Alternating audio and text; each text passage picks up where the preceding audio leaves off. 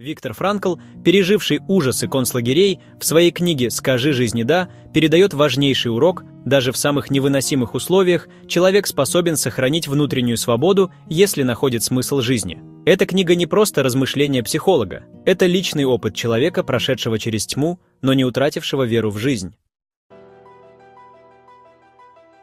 Главный посыл книги: у каждого человека есть свое предназначение, и именно осознание этого придает силу жить. Франкл говорит о том, что смысл жизни нельзя найти в общем понимании, он индивидуален для каждого и меняется в зависимости от обстоятельств. Для кого-то это любовь к близким, для кого-то труд, творчество, помощь другим. В концлагере смыслом становилось выживание, сохранение человеческого достоинства, поддержка товарищей. Франкл приводит примеры людей, которые, несмотря на ужасные условия, находили в себе силы идти дальше. Он пишет о заключенном, который мечтал закончить научную работу, или о враче, который заботился о больных, забывая о собственных мучениях.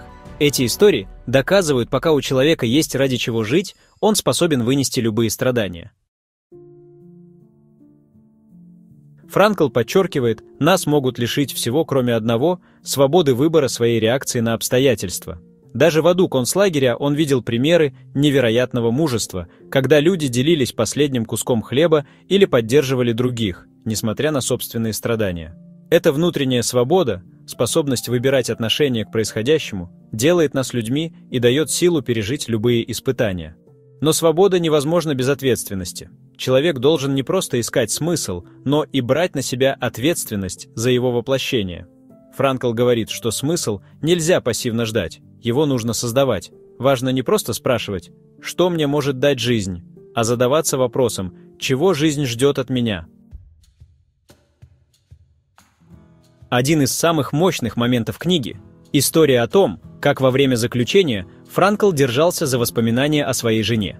Мысль о ней придавала ему силы. Он пришел к осознанию: любовь – это высшее переживание, она выходит за границы времени и пространства. Даже если любимого человека нет рядом, даже если он умер, любовь к нему продолжает наполнять жизнь смыслом. Любовь, по Франклу, не ограничивается физическим присутствием. Она живет в памяти, эмоциях, переживаниях.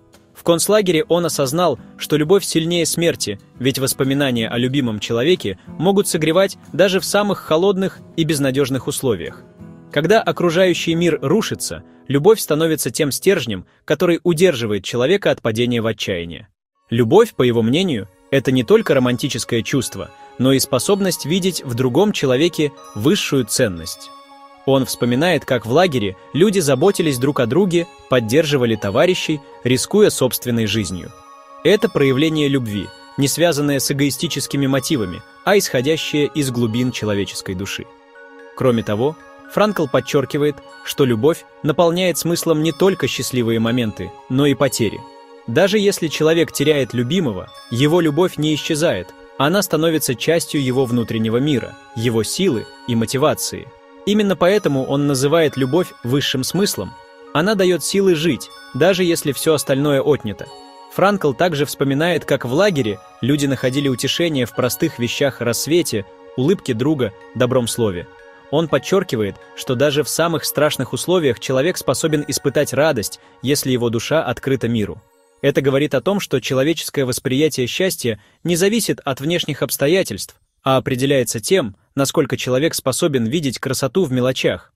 Он приводит примеры заключенных, которые радовались редкому лучу солнца, который проникал в бараки, или смеялись над шуткой, рассказанной товарищем. Такие моменты давали им силы жить дальше. Франкл подчеркивает, что даже в безысходности остается место для маленьких радостей, и именно они помогают сохранять человечность. Эта способность находить радость в малом, по мнению Франкла, ключ к внутренней стойкости. Когда человек сосредоточен не на страданиях, а на тех светлых моментах, которые даже в тяжелых условиях остаются с ним, он сохраняет смысл жизни и веру в будущее. Франкл рассматривает страдания не как проклятие, а как возможность духовного роста. Если боль неизбежна, нужно найти в ней смысл. Он приводит пример пациентов, которые страдали от неизлечимых болезней, но находили смысл в том, чтобы своим мужеством вдохновлять других. Страдание без смысла разрушает, но страдание, которое человек принимает и преображает, делает его сильнее. Франкл подчеркивает, что люди, столкнувшиеся с неизбежной болью, могут либо пасть под ее тяжестью, либо использовать ее как стимул для духовного роста. Он описывает, как многие заключенные, пройдя через ад концлагерей, обрели совершенно новое понимание жизни. Они осознали, что боль может стать инструментом осознания, что страдания, принятые с достоинством, позволяют раскрыть внутренний потенциал и обрести новый смысл существования. В книге приводится история пожилого мужчины, который потерял свою жену и впал в глубокую депрессию. Франкл спросил его: «А что было бы, если бы вы ушли раньше, а она осталась одна?»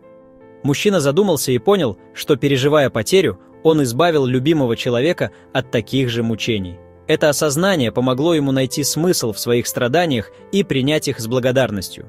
Франкл также пишет о людях, которые, потеряв все, обретали силу помогать другим. Он рассказывает о матери, чей единственный ребенок погиб, но которая посвятила свою жизнь заботе о сиротах. Такие примеры доказывают, страдания могут сломить человека, а могут сделать его сильнее, если он видит в них высшую цель. В книге рассказывается о людях, которые смогли превратить свою боль в источник вдохновения. Франкл пишет о человеке, потерявшем всю семью, но решившем посвятить свою жизнь помощи сиротам. Его горе стало движущей силой, побудившей его сделать что-то значимое для других. Этот человек нашел смысл не в воспоминаниях о потере, а в том, чтобы дать любовь и заботу тем, кто сам был лишен семьи. Франкл также говорит о художнике, который, несмотря на увечья, продолжал рисовать и делиться своими работами с миром. Его физические ограничения не стали препятствием для выражения внутреннего мира и передачи эмоций через искусство. Он осознавал, что его картины могут вдохновлять других, дарить надежду и показывать, что творчество – это способ преодоления боли.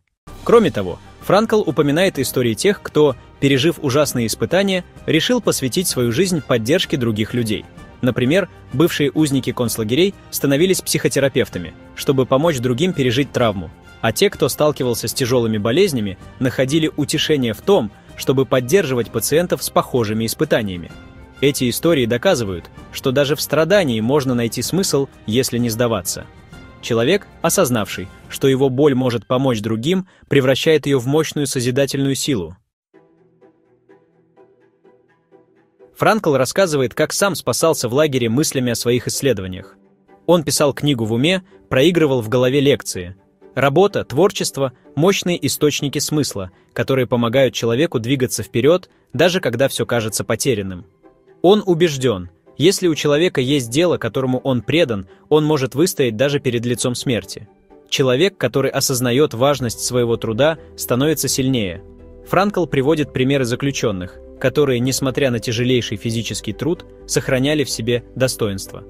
Один мечтал вернуться к своим пациентам, другой – дописать книгу. Они не позволяли обстоятельствам разрушить свою веру в смысл жизни. Франкл утверждает, что у каждого человека есть свой уникальный смысл, но его нельзя навязать извне. Он раскрывается через любовь к близким, к человечеству, к самому себе. Труд – любое дело, которому человек посвящает себя с полной отдачей. Отношение к страданиям – способность найти смысл даже в боли и испытаниях.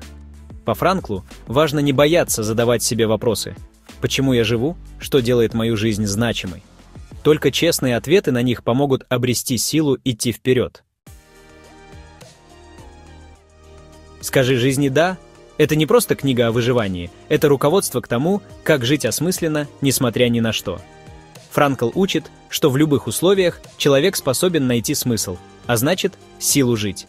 Главное — помнить, что смысл нельзя искать во внешних обстоятельствах. Он рождается внутри нас. Мы сами создаем его через любовь, труд, стойкость и ответственность. Жизнь ждет от нас ответа, и только от нас зависит, каким он будет. Франкл показывает, что даже в самых жестоких испытаниях человек может оставаться человеком. Его книга — это призыв не сдаваться, не терять надежду и всегда искать смысл. Ведь пока у нас есть «зачем жить», мы способны преодолеть любое «как». А каким вас делает человеком любовь, будем рады узнать ваше мнение в комментариях. Если вам понравилось это видео, подписывайтесь на наш канал, нажать на колокольчик и выбрать «Все». Ставьте «Нравится», лайки, большой палец вверх, пишите комментарии, поделитесь видео с друзьями. Пусть видео о хорошем и полезном смотрит больше людей.